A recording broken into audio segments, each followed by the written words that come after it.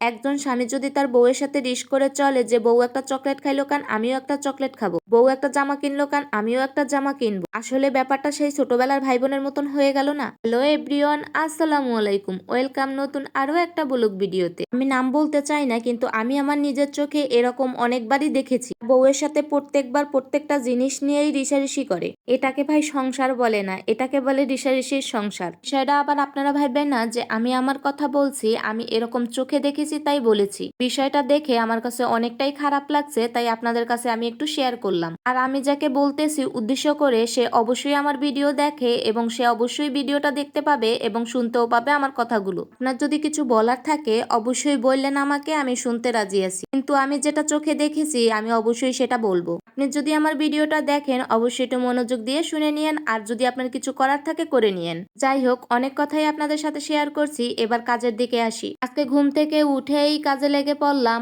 আগে বিছনা টিছনা সুন্দর করে ঝাড়ু দিয়ে, ঘরটা ঝাড়ু দিয়ে তারপর পরিষ্কার করে নিলাম। আজকের মুখ টুক ওয়াশ করারও সময় পাইনি, উঠেই আগে কাজটা শুরু করে দিয়েছি। বাসায় অনেক কাজ পড়েছিল, তাই আর অতটাও সময় পাই নাই যে মুখ টুক ওয়াশ করবো বা কিছু একটা খেয়ে নেবো তারপর কাজ করব। আজকে সানসেটের উপরে যতগুলো বাটি বুটি ছিল, বক্স ছিল, সেগুলো সবগুলো নামাইছি। নামাইয়ে দেখি কি প্রচুর ধুলো পড়েছে। প্রত্যেকদিন তো আর ধোয়া সম্ভব না, এত পরিমাণে ধুলো পড়ে আর এত পরিমাণ তেলকাশটা হয় আর কিছু বলার নাই আমার। তারপরে থালাবাটি ছিল কিছু, থালাবাটি গুলো সুন্দর করে ধুয়ে নিয়েছি। তারপরে একটা একটা করে প্রত্যেকটা বক্স, তারপরে বাটি বুটি সবকিছু ধুয়ে পরিষ্কার করে তারপরে পানি ঝরানোর জন্য রেখে দিয়েছি। আমি ধুয়ে টুয়ে আলাদা একটা ঝুড়িতে করে সবকিছু রেখে দিই, জানি পানিটা ঝরে তারপর সুন্দর করে গুছিয়ে রাখি। এত পরিমাণে তেল কাজটা পরে কিছু বলার নাই, একদিন পর পর আমার সবকিছু বের করে ধুতে হয়। ধুয়ে টুয়ে পরিষ্কার করে তারপর চলে গেলাম রান্না বান্নার দিকে। আজকে করবো একটু রসুন ভর্তা, অনেকদিন ধরে রসুন ভর্তা খাইতে মন চাচ্ছিল, তাই কিছু রসুন আর পেঁয়াজ কেটে নিয়ে হালকা করে ভেজে নিয়েছি, তেল ছাড়াই ভেজেছি।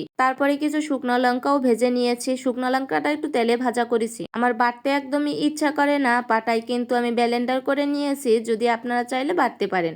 ব্লেন্ডার করার শেষে আমি আবার একটু সরিষার তেল দিয়ে মেখে নিয়েছি। আজকে খাবারটা জমে যাবে। পাশের ঘরের ভাবি আমাকে একটু ভুড়ি ভুনা দিয়ে গেল, আর সাথে হচ্ছে ভর্তা আর খিচুড়ি। বেস্ট একটা খাবার ছিল, আর সাথে শশা তো মাছ থাকবেই। যাই হোক, অনেক কথাই বলে ফেলছি, আজকের মতো ভিডিওটা এখানে শেষ করছি। আল্লাহ হাফেজ।